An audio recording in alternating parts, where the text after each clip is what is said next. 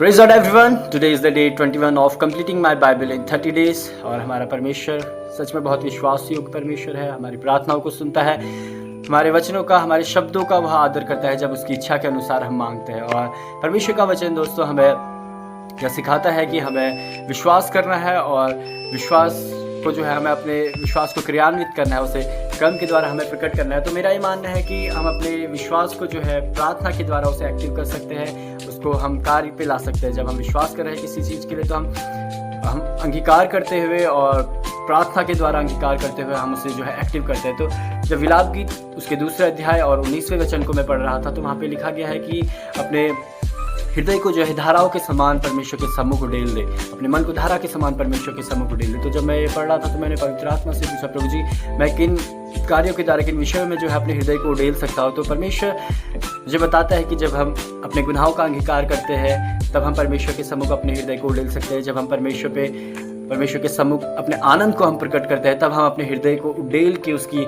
स्तुति आराधना और परमेश्वर की व्याख्या हम कर सकते हैं. और जब हम जो है अपने प्रेम को परमेश्वर को प्रकट करते हैं तब हम परमेश्वर के सम्मुख अपने हृदय को उड़ेल सकते हैं. देखिए एक एग्जाम्पल आपको देना चाहूँगा. जब एक गुनहगार व्यक्ति पकड़ा जाता है तो वह अपने गुनाहों को जो है act by act, word by word पूरा अंगीकार वह करता है, कुछ भी नहीं छुपाता. वैसे ही हमारे परमेश्वर के सम्मुख जब हम अपने कार्यों को प्रकट करते हैं, अपने गुनाहों को प्रकट करते हैं, जो हमें देखता है और सब कुछ जानता है, तो वैसे ही हमें अपने आप को बिल्कुल नम्र करना है, कुछ भी नहीं छुपाना है परमेश्वर से. क्योंकि परमेश्वर जो है जब हम अपने आप को नम्र करते हैं हमें आशीष देता है, हमें माफ़ करता है. परमेश्वर वो इतना प्रेमी और दयालु परमेश्वर है, वो हमारे गुनाहों को माफ़ कर देता है, हमेशा के लिए उन्हें मिटा देता है. तो हमें नम्र होते हुए अपने हृदय को उड़ेल देना है परमेश्वर के सामने, बिना किसी भय के, बिना किसी लज्जा के परमेश्वर के सम्मुख हमें अपने हृदय को उड़ेल देना और परमेश्वर के सम्मुख अपने पापों का हमें अंगीकार करना है. तो एक कार्य है कि हम परमेश्वर के सम्मुख अपने हृदय को इस प्रकार उड़ेल सकते हैं जब हमें अंगीकार करना होता है.